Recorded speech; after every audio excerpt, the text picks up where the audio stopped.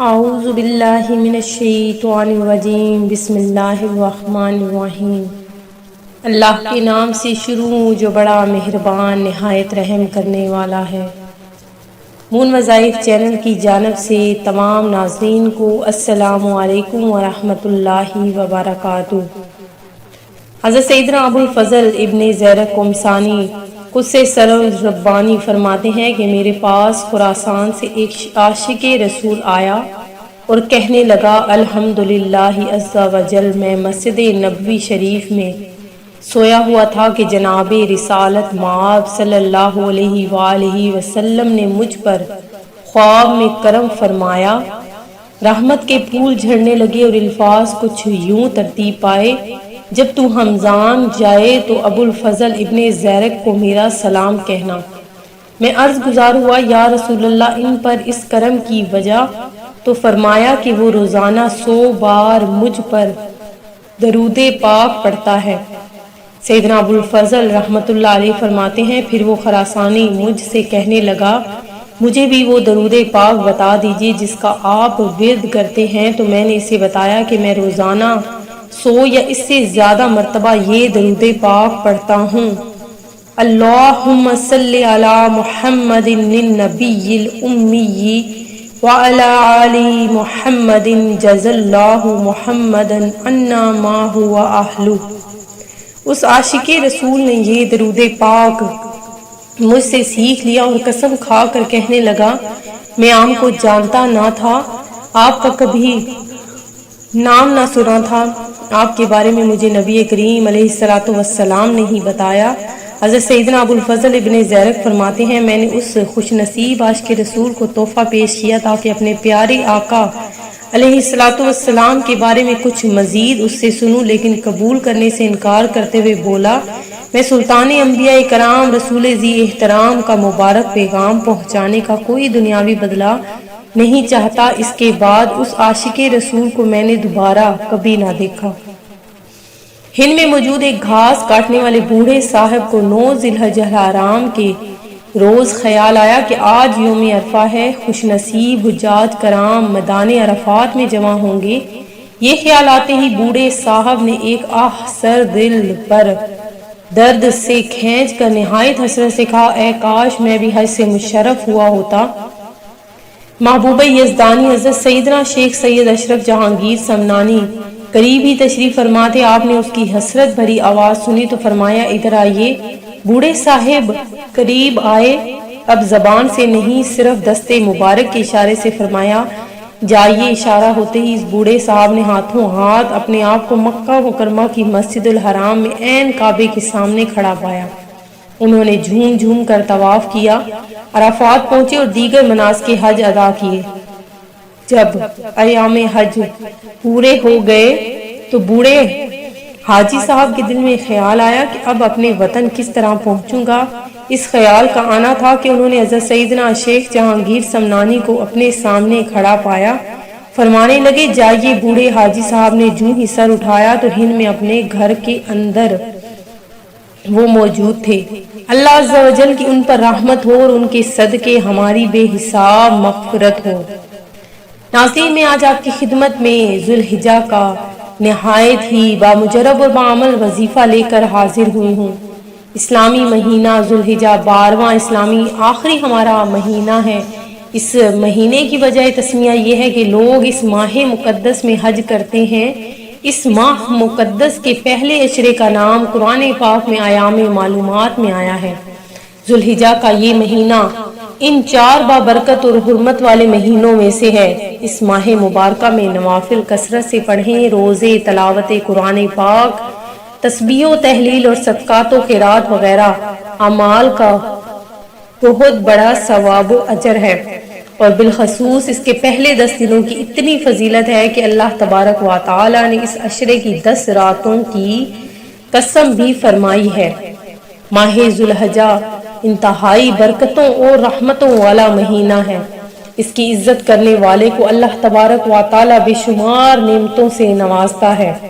اس میں زیادہ سے زیادہ اعمال صالحہ کیے جاتے ہیں۔ اللہ تبارک و تعالی نے اپنے پاک کلام سورہ فجر میں ذی الحجہ کی 10 راتوں کی قسم کھائی، جس سے معلوم ہوا کہ ماہ ذی الحجہ کا ابتدائی عشرہ اسلام میں خاص اہمیت کا حامل ہے۔ حج کا اہم رکن وقوف عرفہ اسی عشرے میں ادا کیا جاتا ہے، جو اللہ تعالیٰ کے خاص فضل کرم کے حاصل کرنے کا دن ہے۔ حضرت ابراہیم علیہ السلام اور حضرت اسماعیل علیہ السلام کی عظیم قربانی کی یاد میں اللہ تبارک و تعالیٰ کے حکم پر جانوروں کی قربانی کی جاتی ہے، جو قیامت تک جاری رہے گی۔ غرض رمضان مبارک کے بعد یہ ایام اخروی کامیابی حاصل کرنے کا بہترین موقع ہے، لہٰذا ان ایام میں زیادہ سے زیادہ اللہ کی عبادت کریں، اللہ کا ذکر کریں، روزہ رکھیں، قربانی کریں۔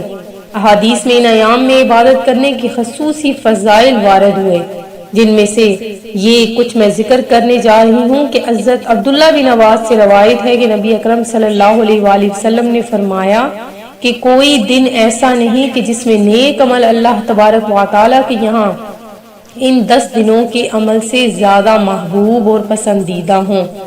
ناظرین، ماہ ذی الحجہ کا پہلا عشرہ چونکہ شروع ہو چکا ہے، تو آپ اللہ تبارک و تعالیٰ کے سامنے گڑ گڑا کر دعا مانگیے۔ ان 10 ایام کو بالخصوص ان 10 ایام کو ہرگز بھی کوتاہیوں میں نہ گزاریے، بلکہ اللہ تبارک و تعالیٰ کے سامنے جھک جائیں اور زیادہ سے زیادہ استغفار، تلاوت قرآن پاک اور زیادہ سے زیادہ درود پاک پڑھیں۔ انشاءاللہ عز و جل آپ کے سارے بگڑے کام سنور جائیں گے۔ ناظرین، جو میں آج آپ کے لیے جو وظیفہ لے کر حاضر ہوئی ہوں، وہ ذرا سن لیجئے کہ کس طریقے سے آپ نے ہمارا یہ جو آج کا وظیفہ ہے، انتہائی بعمل اور تمام حاجات پوری کرنے اور ہر محتاجی کو ختم کرنے کا نہایت ہی مجرب وظیفہ ہے۔ اس کو آپ نے کس طرح سے کرنا ہے کہ اول و آخر آپ نے 3 بار درود پاک پڑھنا ہے، اور اس اسم مبارک کو آپ نے کم از کم 66 مرتبہ یا زیادہ سے زیادہ 666 مرتبہ آپ نے اس اسم مبارک کو پڑھنا ہے۔ اسم ہے یا مالکو، یا مالکو۔ اس اسم کی آپ نے ایک تسبیح پڑھنی ہے، اس کو کم از کم 66 مرتبہ یا زیادہ سے زیادہ 666 مرتبہ پڑھنا ہے۔ اور اگر کوئی شخص اس کو صبح و شام کثرت سے اس اسم کا ورد کرے گا، اس کو اپنا معمول بنا لے گا، تو اللہ پاک کے حکم سے مالدار ہو جائے گا، دین و دنیا کی تمام حاجات مشکلات آسان اور کسی کا محتاج نہ رہے گا۔ اللہ تعالیٰ اس کی حفاظت خود فرمائے گا۔ یہ اللہ تبارک و تعالیٰ کا نہایت ہی پسندیدہ اسم میں پاک ہے۔ اس کو پڑھیں زیادہ سے زیادہ۔ اس اسم کی، اس وظیفے کی آپ کو عام اجازت ہے۔ آپ نے وظیفہ تب کرنا ہے جب آپ نماز کی پابندی کریں۔ اگر آپ پنجگانہ نماز ادا نہیں کرتے تو آپ یہ وظیفہ نہیں کر سکتے۔ اس سے وظیفے کو آپ نے کرنے سے پہلے پنجگانہ نماز لازمی پڑھنی ہے۔ انشاءاللہ عز و جل آپ کی تمام حاجات، جو دین و دنیا کی جو بھی حاجات ہیں، وہ آپ کی پوری ہوں گی۔ جو آپ کو محتاجی ہے وہ آپ کی ختم ہو جائے گی، کیونکہ اللہ تبارک و تعالیٰ کا ہی بندے کو محتاج ہونا چاہیے۔ مخلوق کا محتاج ہونا ایک قسم کا ایک عیب ہی ہے کہ کوئی بھی شخص نہیں برداشت کرتا کہ ہم کسی کے محتاج ہو جائیں۔ تو اللہ تبارک و تعالیٰ سے یہی دعا مانگا کریں کہ وہ ہمیں اپنا ہی محتاج بنائے، نہ کہ کسی بندے کا، کیونکہ آج کل دور ہی ایسا چل رہا ہے کہ جس میں اللہ تبارک و تعالیٰ کے سوا کوئی بھی مددگار و ساتھی نہیں ہوتا۔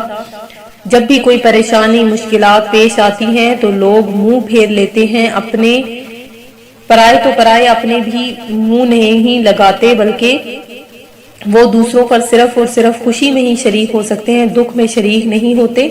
تو آپ اللہ تبارک و تعالیٰ سے اپنی تنگی کے لیے، اپنی معاشی مسائل کے لیے، اپنے رزق کے لیے، اپنے غم و پریشانی کے لیے یہ زیادہ سے زیادہ دعا مانگا کریں۔ جو شخص استغفار کو اپنے اوپر لازم کر لے تو اللہ تبارک و تعالیٰ اس کے لیے ہر تنگی سے نکلنے کا راستہ نکال دیتا ہے، اور ہر غم و پریشانی سے اسے نجات دیتا ہے، اور اسے ایسی جگہ سے اور اس طرح سے رزق وہاں پہنچاتا ہے جس کا اس کو گمان بھی نہیں ہوتا۔ تو زیادہ سے زیادہ استغفار کیا کریں، درود پاک پڑھا کریں۔ میں نے آپ کے سامنے درود پاک کی فضیلت بھی بیان کی ہے۔ کیونکہ درود پاک ہی ساری ہماری بیماریوں کا علاج ہے۔ تو ناظرین درود پاک سب سے زیادہ پڑھا کریں اور اپنے لیے دوسروں کے لیے دعا مانگا کریں۔ اپنے رب پروردگار جو رحمان و رحیم اور کریم ہے اس سے زیادہ دعا مانگا کریں۔ آخر میں ان تمام ناظرین کے لیے میں دعا گو ہوں جنہوں نے ہمیں دعا کے لیے کہا ہے، اللہ تبارک و تعالی سب کی مشکلات پریشانیوں کو دور فرمائے۔ جن لوگوں نے ہمیں دعا کے لیے کہنا ہے وہ ہمیں اپنا نام کمنٹ سیکشن میں بتا دیجیے گا۔ میں امید کرتی ہوں کہ ہمارا یہ آج کا وظیفہ آپ کو پسند آیا ہوگا۔ اسی طرح سے مزید وظائف حاصل کرنے کے لیے ہمارا چینل مون وظائف کو دیکھتے رہیے۔ اپنا خیال رکھیے گا، دعاؤں میں یاد رکھیے گا۔ اللہ حافظ۔